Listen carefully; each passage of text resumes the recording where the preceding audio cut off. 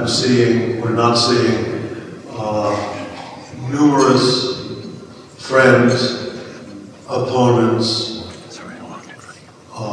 people that I have admired and looked up to during my whole 50 years of fencing, and people that I admire and look ahead to that are going to be the future of fencing and who are now the present of fencing. And to be honored by the very people that you yourself honor is indeed an honor. And I am overwhelmed by this occasion. Thank you all.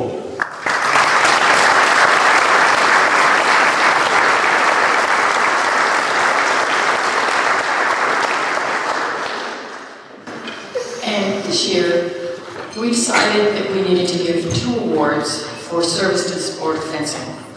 And the person who will be receiving that award tonight is someone who has been ubiquitous at our tournaments. A referee, respected at home and abroad. She's actually the first woman to be granted an FIE license. She's been a member of the FOC and particularly dedicated to nurturing and growing our referee corps. Most recently, she has been the head of our elections committee, but she's served in many other capacities as well. When we needed help in divisions and sections, during her own division, in her own section, she has been ready to serve both here and abroad. So we are delighted to give our second award for service to the sport of fencing to Geraldine Bonner.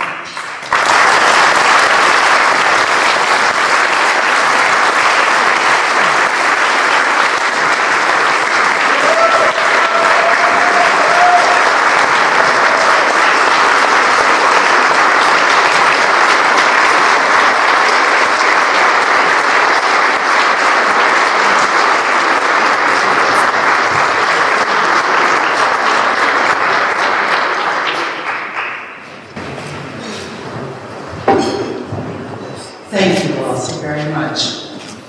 I have so many reasons to thank everybody that's here, particularly my friend Donald, who kept everybody apprised of what was happening with me, and to the point where in the last couple of days, if I started saying anything to anybody about what had been going on with me, I said, oh, we know that already. So I had to sit down and be quiet. But I truly wish to thank you all for your kind wishes, your help through this ordeal that I've been through, and particularly your prayers. I don't think that I would have made it without all of your help. And it's such a joy to be here and be seen by everybody. So I thank you all very much.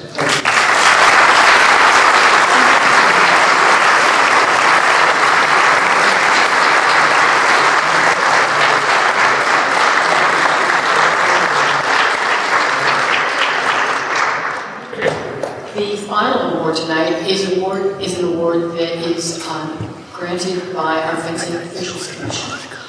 And I'm standing in for Sanchez, who is not able to be here. He is the chairman of that commission. The person who that group has is honoring this evening has had a variety of roles in our sport, but tonight the award is being presented to him for all that he has done as a referee. And that is indeed a long and distinguished career. He has worked domestically with our referees in many capacities. He has been on the FOC for 28 years and has served as chair. Some of you may be happy or unhappy to know that he was the first person to create a written test for referees.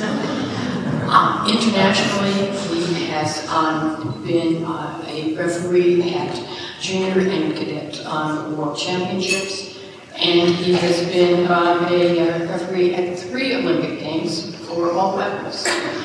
And finally, and not insignificantly at all, he's been a member and chair of the FIE Arbitrage Commission. So the Distinguished Service Award from the Fencing Officials Commission this year goes to George Kalbanovich.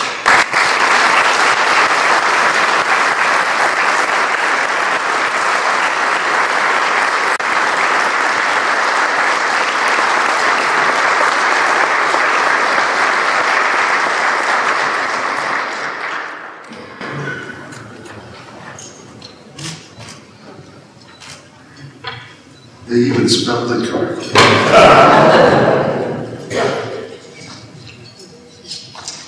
How many people are refereeing here at the tournament? If you would all stand up, please.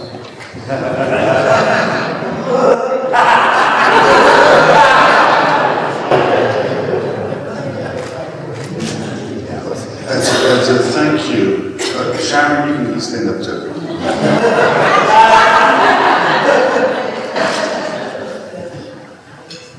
I may look good, but it's really because of all these guys who have done so much. And, stay up, please. I didn't tell you to sit down. Get up. And appreciate these, ladies and gentlemen, in appreciation as a representatives of all the referees that I've worked with ever since, I remember when George Washington was a referee.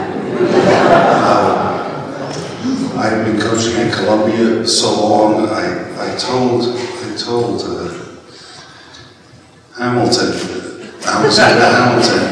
choose swords, forget the pistols. But for all of these referees, in appreciation for all you've done and worked and made me look good, even despite all the mistakes, I present you with heart. Don't bother coming back. Thanks so much for working this tournament.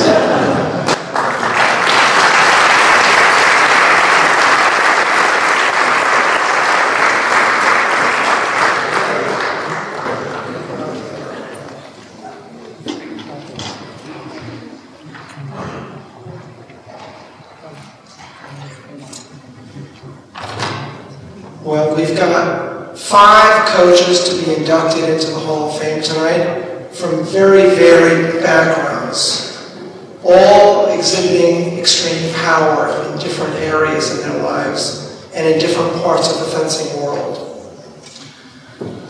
Tonight, we're putting into the Hall of Fame the oldest person who's ever gone into the Hall of Fame.